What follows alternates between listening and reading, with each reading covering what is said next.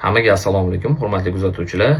Barchamizga ma'lum, ijtimoiy tarmoqlarda keng tarqalayotgan oxirgi kundagi mavzu o'sha Turkiyadagi asli o'zbek Jasmin Trans qamalganligi bo'yicha bo'ladi. Endi buni biza nima uchun qamatdik? Avvalambor buni Turkiya davlati qamadi. Qonuniy bo'ldi hammasi. To'g'ri, endi sponsorlik qilgan biza bo'ldik. Yana bizning orqamizda yana bir ikkita akalar bor. Endi ular xohlashmadi, ismligini aytishimni. Alloh rozi bo'lsin ulardan ham. Xo'p. Demak, sizlarga boshidan noldan tushuntirib beraman. O'zi aslida voqea nima bo'lgan? Nima uchun bu qamalib ketdi? Nima uchun advokatga necha pul tikdik? Nima uchun men Turkiyaga bordim? Nimaga advokat bilan ko'rishdim? Hamma narsani hozir shu yerda bilib olasizlar. Bir 5 oycha oldin bir video chiqargan edim, esingizda bo'lsa, Nat Plus kapitsiyasi bo'yicha Jasmin Trans Turkiyadan O'zbekistonga mol yorayotgan edi. Ya'ni o'sha preparat. Nat Plus kapitsiyasini $150 sotishdi O'zbekistonda, $300 sotishdi. To'g'risi, men boshida hayron qoldim. Bizning sodda xalqimiz, bilasizlar, juda ham sodda xalqimiz ishonishdi. Bu bizani yoshartirar ekan, rakka davolar ekan, hattoki speed vichlarni ham davolar ekan deb o'ylashdi. Endi o'zingizlar bundoq o'ylab ko'ringlar. Yoshartiradigan shunaqangi bir preparat chiqsa, unaqada dunyo prezidentlari, dunyodagi milliarderlar, misol mana Elon Musklar, ular nima uchun qaryapti? Shu bo'yicha men o'zimni jurnalistik surishtiruvlarimni amalga oshirdim. Xo'p, bunda quyidagilar ma'lum bo'ldi. Ya'ni Turkiyada bu preparat, ya'ni Nat Plus kapitsiyasi, Xitoyda ham bor bu narsa, bor yo'g'i $4 dan $15 ekan. Men bu narsani isbotlab internetga, ijtimoiy tarmoqlarga olib chiqqan edim.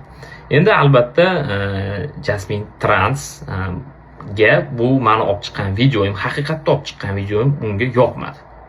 Va u har doimgidek o'zini o'sha yomon ishlarni qilishni boshladi. Ya'ni ijtimoiy tarmoqlarga meni rasmimni olib chiqib qo'ydi, har xil o'sha uyatsiz pornografik videolarni qo'ydi. Mana bu bunaqa bo'ladi deb o'zingizga ham ma'lum, hammani biron bir san'atkor bo'ladimi, yo fohishaga chiqaradi. Agarda erkak bo'ladigan bo'lsa, uni geyga chiqarib obro'sizlantiradi, ya'ni ijtimoiy tarmoqlar bo'yicha. To'g'risini aytadigan bo'lsam, men ko'rganman, juda ham ko'pchilikni o'sha geyga chiqarib qo'yayotganligi yoki fohishaga chiqarib qo'yayotganligi, buni san'atkorlar ham juda ham yaxshi bilishadi. Bundan jabr ko'rgan odamlar O'zbekistonda juda ham ko'p. Menga kelganda, to'g'risi, men chidab tura olmadim. Yana bir ikkita akamiz borlar, ularning ismlarini aytmayman, iltimos qilishdi, ismimni aytmagin deyishdi. Ular bilan hamkorlikda biz bir ish qildik. Bu narsani ochiq shunchaki qo'yib bo'lmaydi. Qachongacha O'zbekistonda bu trans hammani haqorat qilib olib chiqaveradi. Bu fohisha bo'lmasa ham yoki o'sha gey bo'lmasa ham buni hammani oldida izza qilib, ommani oldida uni obro'sizlantiradi. Va bu narsaga to'chka qo'yish vaqti keldi deb hisobladim. Endi o'zingizga ham ma'lum, juda ham ko'p san'atkorlarni fohishaga chiqarib yuborgan, juda ham ko'p erkaklarni o'sha geyga, LGBTga chiqarib yuborgan. Bu narsaga chidab tura olmasdan biz oxiri ahd qildik. O'sha kapitsiyasini ham ko'rdik, Nat Plus kapitsiyasini ham bizani oddiy sodda xalqimizni aldayapti. Bu xalqimizni aldaganligi undan ham o'tib tushdi. Bir otaxon kapitsiyani olganlar va olamdan o'tganlar. Bu bo'yicha ham olib chiqqan edim. Jasmin Trans har doimgidek meni obro'sizlantiraman deb ijtimoiy tarmoqlardan pornografik videolarni olib, bu yoqda meni rasmimni qo'yib, meni obro'sizlantirishda davom etdi. Va men hamma narsani ko'rib, kuzatdim. Ijtimoiy tarmoqlarda mana o'zingizlar ham ko'rdinglar, bir otaxon olamdan o'tdilar. Aynan shu Nat Plus kapitsiyasini olganlaridan keyin O'zbekistonda olamdan o'tdilar. Bularning qizlari, Dila, ijtimoiy tarmoqlarda hali ular bilan prямой efir qilamiz. Ular boshida yo Nat Plus kapitsiyasi davolayapti aksincha deb bizga qarshi chiqqan edilar. Keyin biz ularga dalil isbotlarni keltirdik, ko'rsatdik. Mana shunaqangi narsa bo'lyapti. Bu aslida hech qanaqangi yoshartiradigan narsa emas yoki biron bir rakka davolagan narsa emas. Aksincha bu rakka o'stiraveradi. Otangizda o'zlarida rak bor ekan. Endi bu yana ham rivojlantirib olishi mumkin deb dalil, faktlar bilan isbotlab berganimizdan keyin Dila bu narsani to'g'ri qabul qildilar va biz Dila bilan birgalikda hamkorlikda ishlaydigan bo'ldik. Endi hamkorlikda deganda qanaqa u hamkorlik deyishlar mumkin? Men o'zim bilasizlar, u payt O'zbekistonda edim, hozir Amerika Qo'shma Shtatlardaman. Turkiyadan bizga arizachi kerak bo'ldi. Men aytdim, siz bu yoqda arizachi bo'lasiz dedim. Biz bu yoqda sizni hamma advokatlaringizni pulini biz to'laymiz dedim. Shu narsaga kelishdik, shartnoma qildik. O'zingizga ma'lum, men Turkiyaga uchib ketdim.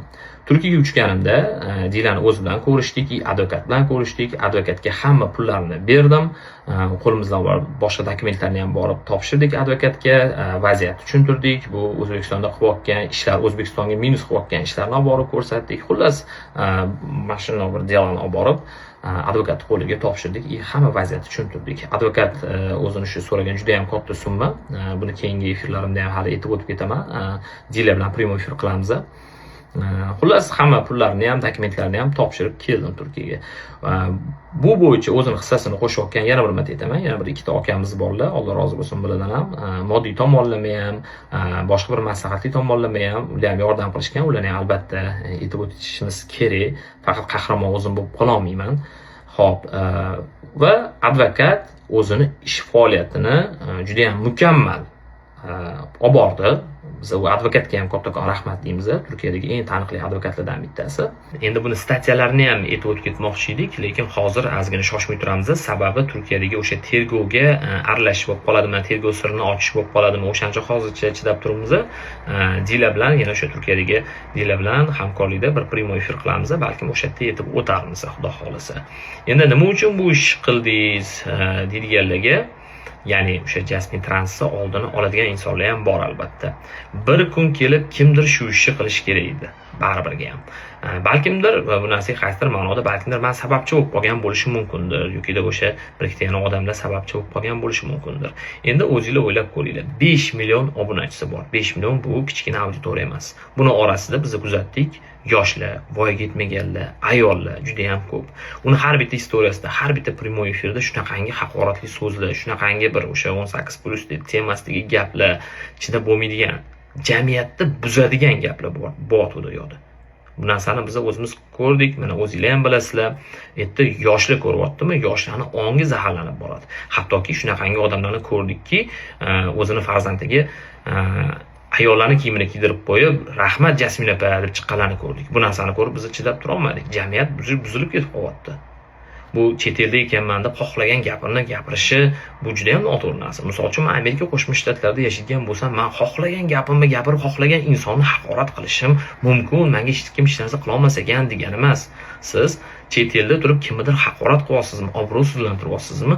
Albatta bu uchun barcha davlatda qonuniy javob berasiz. Mana hozirgi bu o'sha ishlari uchun ham, boshqa ishlar uchun ham buni ham aytib o'tib ketamiz, hali javob beryapti. Endi buni advokati chiqibdi Jasmine Transni. Unga nisbatan tuhmat bo'ldi. Men hali bu narsani oqlayman deb. Biz hech qachon shu kungacha biron bir tuhmatli videolarni olib chiqmaganman. Bekorga dalil uzamas. Har bir narsasini dalil isboti bilan olib chiqib qo'yganmiz.